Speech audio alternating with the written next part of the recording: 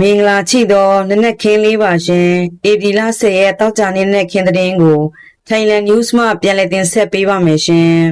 အသက်60အရွယ်အဖွားအိုတူပိတ်ဆက်မရှိလို့မြေးများအတွက်တကြံအင်ဂျီခိုးယူမှုကြောင့်ဖမ်းဆီးခံရတဲ့တဲ့ထိုင်းနိုင်ငံဘူရီယန်ခရိုင်အထက်ဆိုင်တစ်ဆိုင်မှပန်းပွင့်ချက်အင်ဂျီ3ထက်ကိုငွေမပေးဘဲယူဆောင်သွားသည့်အသက်60အရွယ်အဖွားအိုတူကို CCTV မှတ်တမ်းဖြင့်ဖမ်းဆီးရမိခဲ့ပါတယ်အဖွားကဝန်ခံခဲ့ပြီးစိတ်မကောင်းဖွယ်ရာအကြောင်းပြချက်ကိုယခုလိုပြောပြခဲ့ပါတယ်သူမဒီစိန်ရှင်းမှဆိုင်ငယ်နဲ့ဖြတ်မောင်းစဉ်ထိုပန်းပွင့်အင်ဂျီများကိုမြင်ပြီးချက်ချင်းလှုပ်ချင်စိတ်ဖြစ်ပေါ်ခဲ့ပါတယ်သူမစောင့်ချောက်ထားရသည့်အသက်9နှစ်နဲ့12နှစ်အရွယ်မြေး2ယောက်ကတကြံမှာသူများတွေလိုပန်းပွင့်အင်ဂျီလေးတွေနဲ့ဝှက်ရှင်တယ်ဟုပြောထားခြင်းကြောင့်မြေးများအတွက်တထဲစီနဲ့သူမအတွက်တထဲစုစုပေါင်း3ထက်ကိုခိုးယူခဲ့ခြင်းဖြစ်ပါတယ်မိမိဒီလက်လုံလက်စားဖြစ်ပြီးမြေး2ယောက်ကိုခက်ခဲစွာကျွေးမွေးနေရသူဖြစ်ကြောင်းရခင်ကလည်းမြေးများကိုဟင်းချက်ကျွေးရန်အတွက်ဝက်သားခိုးယူခဲ့မှုကြောင့်ဝန်ခံခဲ့ပါတယ်မှတ်တမ်းများအရ2022ခုနှစ်ကကုန်တိုက်တစ်ခုတွင်ဝက်သားခိုးမှုဖြင့်အဖမ်းခံရမှုသည့်ရာဇဝင်ရှိခဲ့ပါတယ်ရဲတပ်ဖွဲ့ကအဖွားအုပ်ကိုရင်တမျိုးမျိုးကိုအသုံးပြု၍ပစ္စည်းခိုးယူမှုဖြင့်အမှုဖွင့်ကာဥပဒေအရဆက်လက်အရေးယူဆောင်ရွက်နေပြီဖြစ်ပါတယ်ဒုတိယသတင်းတစ်ပုဒ်ထပ်မံတင်ဆက်ပေးပါမယ်ရှင်မဲခေါင်မြစ်အနီးတွင်ကီတာမင်း200ကီလိုဂရမ်ဖမ်းဆီးရမိတဲ့သတင်းထိုင်းနိုင်ငံတို့ကီတာမင်း200ကီလိုဂရမ်မောင်ခိုတင်သွင်းရန်စ조사နေတော့အမျိုးသား3ဦးနဲ့အမျိုးသမီး2ဦးကိုစစ်တပ်မှဖမ်းဆီးခဲ့ကြောင်းထိုင်းအာဏာပိုင်များကကြာတာပတိနေ့တွင်ပြောကြားပါတယ်ဖမ်းဆီးမှုကိုဗုဒ္ဓဟူးနေ့ညကအပန်းပြည့်ဟိုတယ်တစ်ခုတွင်ပြုလုပ်ခဲ့ပြီးအချင်းမြောက်ပိုင်းပြည်နယ်ဘန်ဖင်ခရိုင်ဘန်ဖင်တန်းရွာရှိမဲခေါင်မြစ်အနီးရှိနေရာတစ်ခုမှမောင်းနှင်းလာတော့တန်တရားဖွဲ့ရှိမစ်ဆူဘီရှီဘာဂျယ်ရိုကားစီးကိုကင်းဆောင်များကတွေ့ရှိခဲ့ပါတယ်ဖန်စီခံရတော့တန်တရားချိသူများမှာအသက်20အရွယ်ပချာရာပိုပေါင်ဖို့တာရက်အသက်18နှစ်အရွယ်အနုရှိတာဖမဟာအသက်20အရွယ်နာရာပေါင်မွန်ကိုဆာဘာနဲ့အသက်24နှစ်အရွယ်ပီစစ်ဦးစံဖန်တို့ဖြစ်ကြပါတယ်။၎င်းတို့အားလုံးသည်မုတ်တဟန်ပြည်နယ်မောင်ခရိုင်စာတိတာများဖြစ်ကြပါတယ်။အရာချိများ၏အဆိုအရကီတာမင်း1ကီလိုဂရမ်အလေးချိန်ရှိသောအထုပ်200ခန့်ပါဝင်ပြီးအထုပ်ငယ်များကိုအိတ်ကြီးလေးလုံးထဲသို့ထည့်ထားကာပဲ့စုံ3ရင်ဖြင့်တည်ဆောင်လာခဲ့ကြပါတယ်။ဖန်စီရမိသောကီတာမင်းတန်ဖိုးမှာစုစုပေါင်းပတ်40တန်းခန့်ရှိမည်ဟုခန့်မှန်းရပါတယ်။တန်တရားရှိသူများကမဲခေါင်မြစ်အတွင်းမှကုန်းတွင်းပိုင်းရှိဝယ်ယူသူများထံအဆိုပါမူရစ်ဆေးဝါးများပို့ဆောင်ရန်ပတ်3သိန်းဖြင့်ငှားရန်ထားကြောင်းတာဝန်ရှိသူများကိုပြောကြားခဲ့ပါတယ်။၎င်းတို့သည်ဆောင်ခရန်ပွဲတော်အတွင်းသုံးစွဲရန်ရန်ပုံငွေရှာဖွေကြခြင်းဖြစ်ကြောင်းသိရပါတယ်။ကီတာမင်းသည်နိုင်ငံခြားသားခီးသွွားများနဲ့အထက်တန်းလွှာများကြားဖျော်ဖြေရေးနေရာများတွင်ပုံမရေပန်းစားလာပြီးတကီလိုဂရမ်တွင်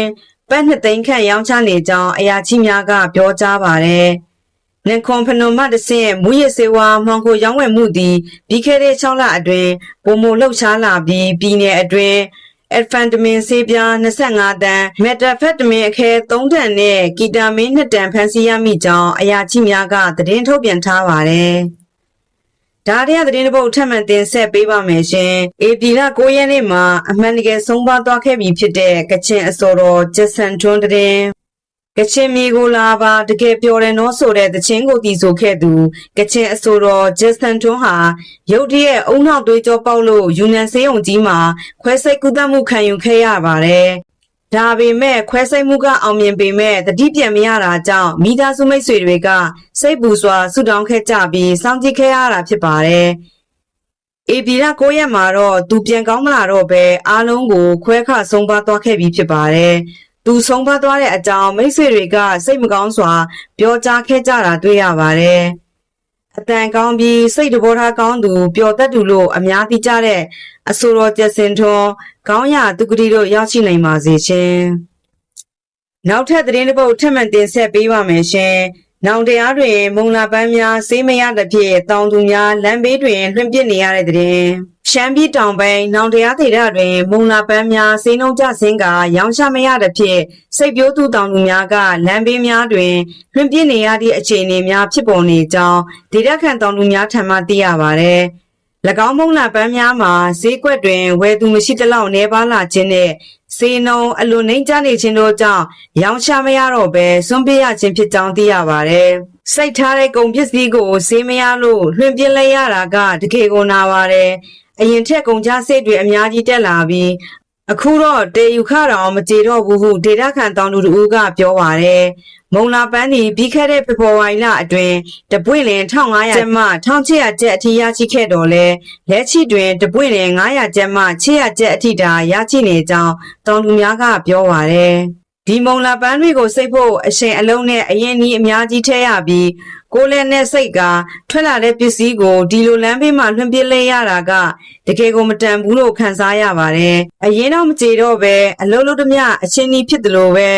ဒီလိုအရှင်နေဆက်ဖြစ်မဲ့ဆိုရင်နောက်ရသည်မှာစိတ်ဖို့တောင်စဉ်းစားရမယ့်အရှင်နေဖြစ်လာပြီဟုနောင်တရားတေတာချီတောင်သူတို့ကပြောပါတယ်။ရခိုင်နှစ်များတွင်မုံလာပန်းဒီလွယ်ကူစွာရောင်းချနိုင်သည့်ကုန်စည်တစ်မျိုးဖြစ်တော်လဲလက်ရှိတွင်ဝယ်လိုအားလျော့နေလာခြင်းတည်ယူပို့ဆောင်ရဲ့အခက်အခဲများနဲ့ကုန်ကျစရိတ်မြင့်တက်လာခြင်းတို့ကြောင့်စိတ်ပြိုးသူများအနေဖြင့်အရှုံးပေါ်မှုများပုံမကြုံတွေ့လာနေကြပါတယ်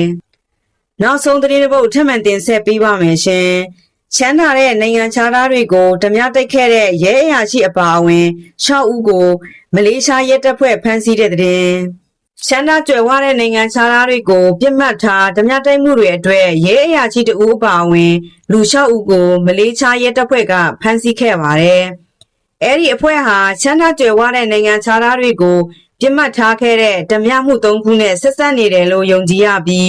ringgit 4.4 တန်းတနည်းအားဖြင့်ဒေါ်လာ 1.3 တန်းလောက်ကိုလူရက်ခဲ့တယ်လို့ဆွဆွဲခံထားရပါတယ်။ရဲအရာရှိဖြစ်သူကတော့ဧပြီလ9ရက်နေ့မနက်အစောပိုင်းတုန်းကစုံစမ်းစစ်ဆေးရေးကိစ္စတစ်ခုအတွက်လိုအပ်တာမျိုးဟန်ဆောင်ပြီးပြစ်မှတ်တွေရဲ့နေအိမ်တွေထဲဓမြတွေဝင်ရောက်နိုင်အောင်စီစဉ်ပေးခဲ့တယ်လို့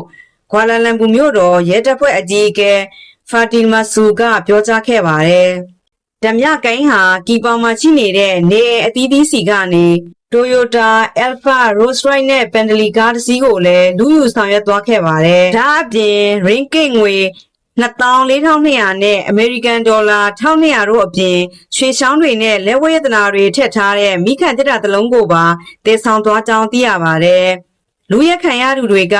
တရုတ်အမျိုးသားတဦးအမျိုးသမီးတဦးနဲ့အင်ဒိုနီးရှားအမျိုးသမီးတဦးတို့ဖြစ်ပြီးအသက်29နှစ်နဲ့52နှစ်အရွယ်တွေလို့ဆိုပါတယ်။ဓမြတွေဟာပစ္စတိုတနတ်နဲ့ချင်းချောက်ပြီးလူရဲမှုတွေကျူးလွန်ခဲ့တယ်လို့လည်းရဲတွေကပြောပါတယ်။ဖန်ဆီးခံရတဲ့ရဲအရာရှိဟာအရင်ကမူရစ်ဆေးဝါးနဲ့ဆက်နွယ်တဲ့မှုခင်းတစ်ခုကြောင့်ယာထုကနေဆိုင်းငံ့ခံထားရသူလို့ဆိုပါတယ်။နောက်ထပ်တန်တရားခံတို့ကတော့တက်တော်ဆောင်အဖြစ်အလုံးလုံးနေကြပြီးဓမြမှုအတွက်လိုအပ်တဲ့လက်နက်ကိုလည်းသူတို့ပဲထောက်ပံ့ပေးခဲ့တယ်လို့ပါတီကသတင်းထောက်တွေစီကိုပြောကြားခဲ့ပါတယ်။ရဲတပ်ဖွဲ့ဟာတန်တရားခံတွေထဲက3ဦးကိုအဲ့ဒီနေ့ညပိုင်းမှာတင်ဖမ်းမိခဲ့ပြီးနောက်ဆက်တွဲစုံစမ်းစစ်ဆေးမှုတွေအရ3ဦးထပ်ပြီးအဖမ်းခံခဲ့ရတာဖြစ်ပါတယ်။သူတို့ထဲက2ဦးဟာဆေးစရလက်အရမူရစ်ဆေးသုံးဆွဲထားကြောင်းလဲဖော်ထုတ်နိုင်ခဲ့ပါတယ်။လောလောဆယ်မှာတော့6ဦးစလုံးကိုယမန်ယူချုံနှောင်ထားပြီးစုံစမ်းစစ်ဆေးမှုတွေဆက်လက်လုပ်ဆောင်နေပါတယ်။သူတို့ဟာလက်နက်ကင်ဓမြမှုအပြင်းအထန်နာကျင်စေလောက်တဲ့အင်အားသုံးမှုအပါအဝင်ဆွဆွဲချက်တချို့ကိုရင်ဆိုင်ထားရပြီးအမြင့်ဆုံးပြစ်ဒဏ်အဖြစ်ထောင်ဒဏ်20လောက်ထိချမှတ်ခံရဖွယ်ရှိနေကြောင်းသိရပါတယ်။ Thailand News ကိုအားပေးနားဆင်ကြတဲ့ချစ်ပရိသတ်များအားလုံးအထူးကျေးဇူးတင်ရှိပါတယ်ရှင်။မြန်မာနိုင်ငံသူနိုင်ငံသားများနဲ့တကွကမ္ဘာသူကမ္ဘာသားများအားလုံးကျန်းမာချမ်းသာကြပါစေရှင်။